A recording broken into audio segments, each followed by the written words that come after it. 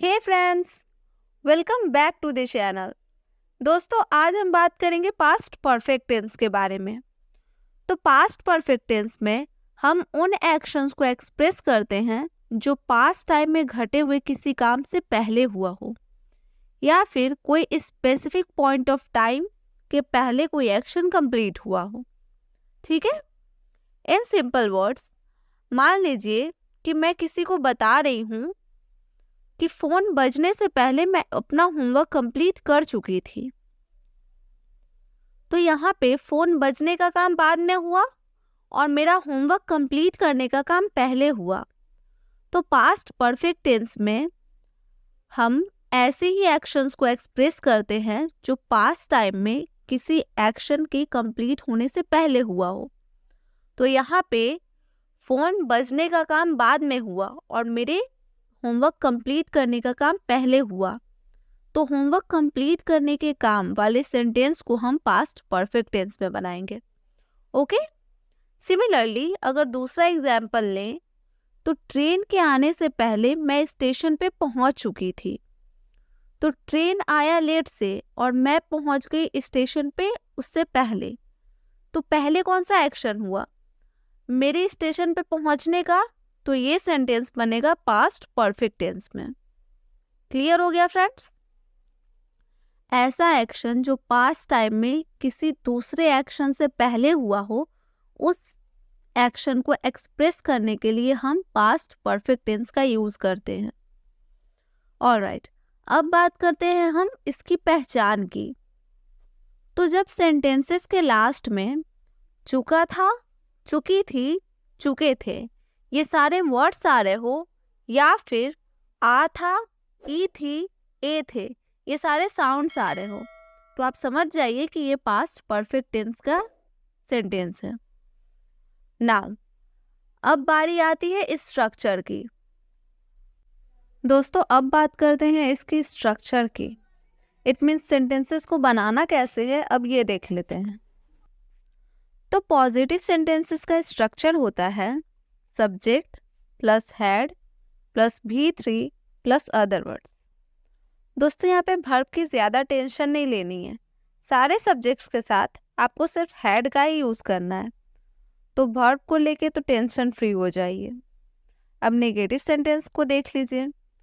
तो उसमें हैड के बाद एक नॉट यूज़ करना होता है। तो स्ट्रक्चर कुछ इस तरीके का हो जाता है subject plus had plus not plus V3 plus other words. Interrogative में अगर बात करें तो इंट्रोगेटिव में हैड सब्जेक्ट के पहले यूज होता है। तो स्ट्रक्चर हो जाता है had plus subject plus V3 plus other words plus question mark. और वैसे ही नेगेटिव इंट्रोगेटिव में क्या करना होता है, तो बस एक नॉट ऐड कर दीजिए सब्जेक्ट के बाद। तो स्ट्रक्चर कुछ ऐसा हो जाएगा had plus subject plus not plus V3 plus other words plus question mark. Clear?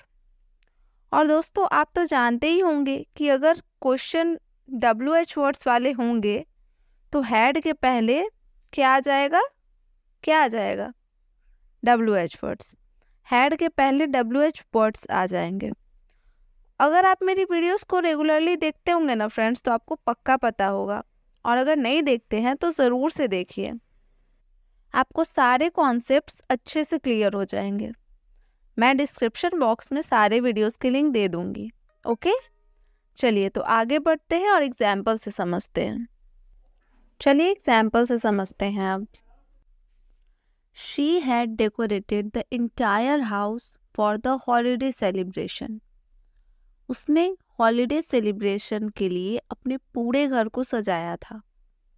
दोस्तों, आपको याद होगा मैंने वीडियो की स्टार्टिंग में आपको बताया था कि पास्ट परफेक्ट टेंस हम लोग यूज़ करते हैं किसी बीते हुए काम से पहले अगर कोई काम हुआ हो या फिर कोई स्पेसिफिक पॉइंट ऑफ टाइम के रेफरेंस में कुछ हुआ हो तब। तो यहाँ पे हॉलीडे सेलिब्रेशन के लिए उसने पूरे घर को सजाया था। तो ये स्पेसिफिक इवेंट है, इस चीज़ के लिए उसने पूरे घर को सजाया था। बस हॉलीडे सेलिब्रेट करने के लिए उसने पूरे घर को सजाया था। Alright, Now, by midnight yesterday, he had read 3 chapters of the book.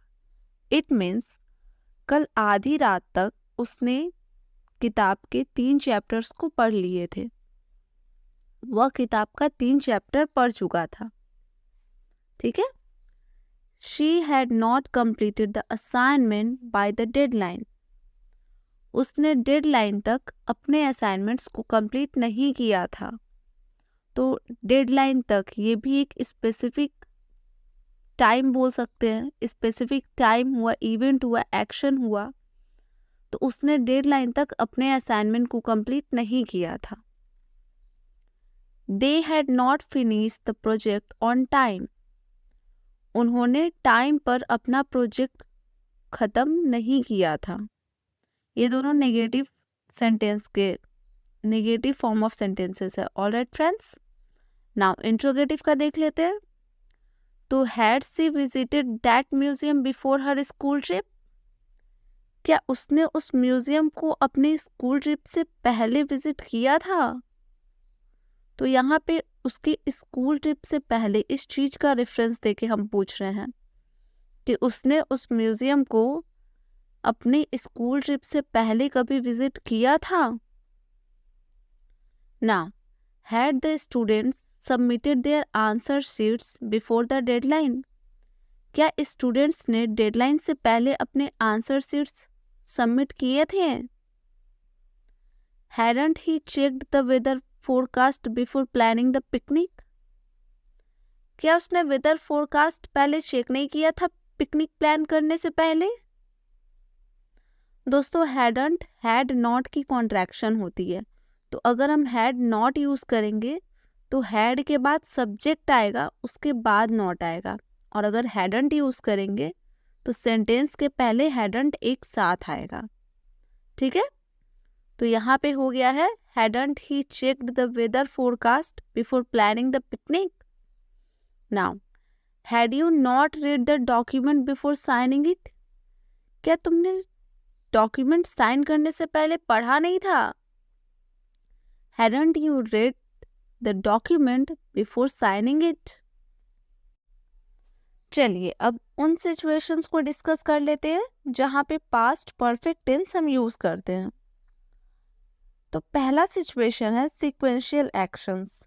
It means जब दो एक्शंस पास्ट में हुआ हो तो जो एक्शन पहले होता है उसको हम पास्ट परफेक्ट टेंस में लिखते हैं, और जो दूसरा एक्शन बाद में होता है उसको हम पास्ट सिंपल में लिखते हैं.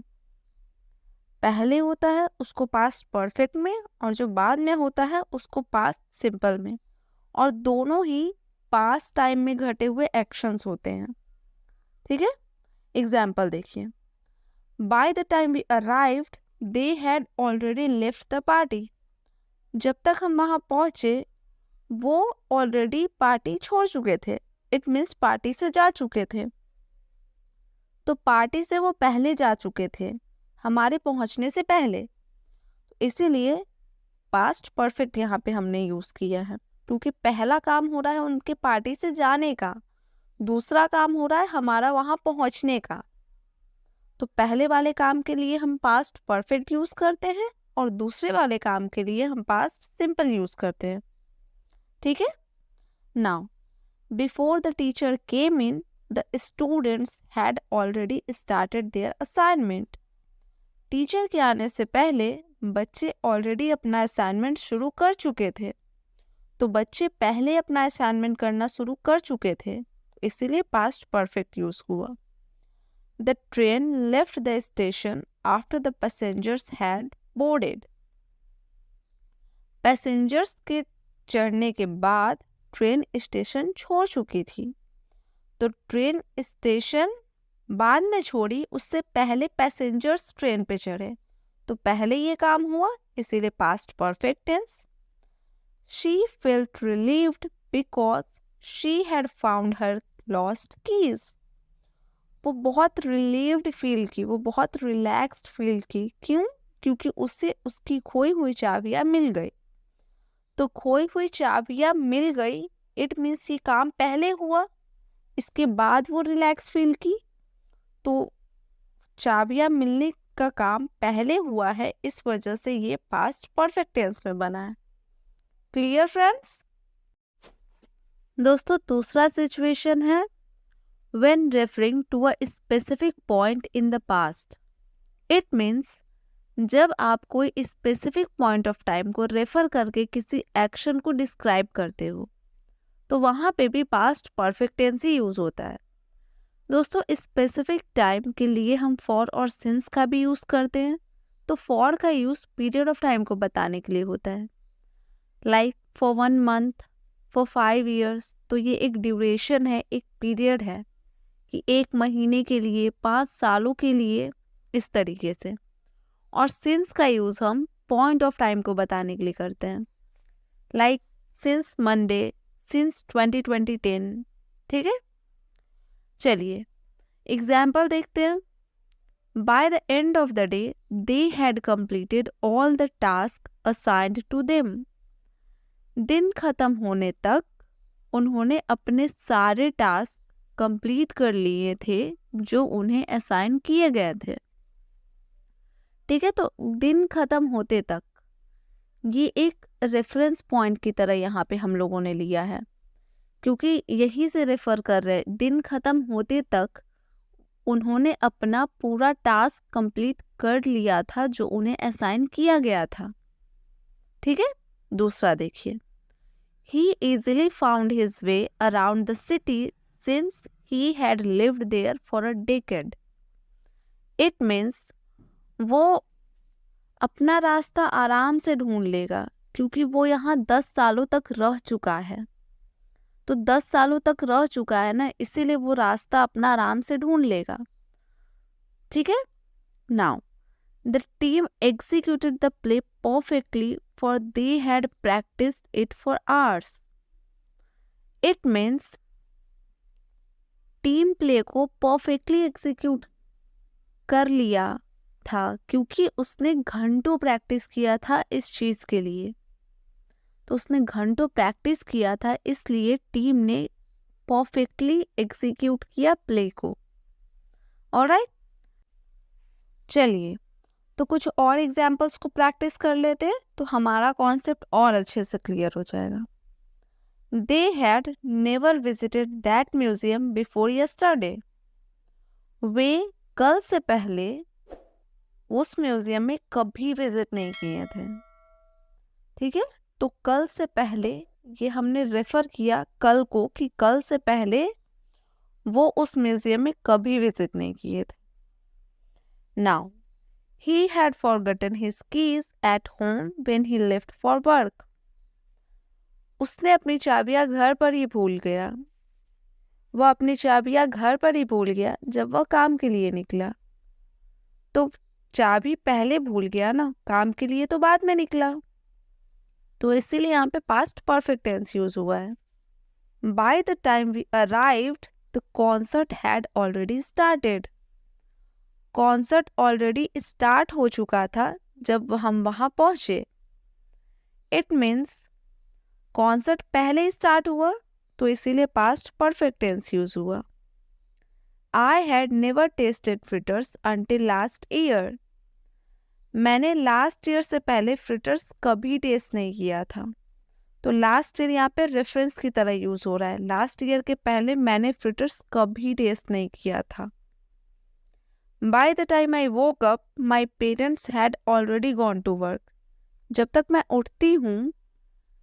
उठती थी, मेरे पेरेंट्स ऑलरेडी काम पे जा चुके होते थे। तो मेरे पेरेंट्स पहले ही काम पे जा चुके होते थे, तो इसीलिए यहाँ पे पास्ट परफेक्ट टेंस यूज हुआ है। Before the rain started, we had finished our picnic. बारिश के शुरू होने से पहले हमने अपना पिकनिक खत्म कर लिया। तो पिकनिक हमने पहले खत्म किया, इसीलिए past perfect tense. I had known her for years before we came close friends. तो यहाँ पे मैं उसे सालों से जानती थी, बट हम लोग फ्रेंड नहीं थी। तो जानने का काम पहले हुआ, उसके बाद हम दोस्त बने। ठीक है, तो पहले से जानते थे, इस वजह से यहाँ पे पास्ट परफेक्ट टेंस यूज हुआ है। आई थिंक फ्रेंड्स आपको क्लियर हो गया होगा।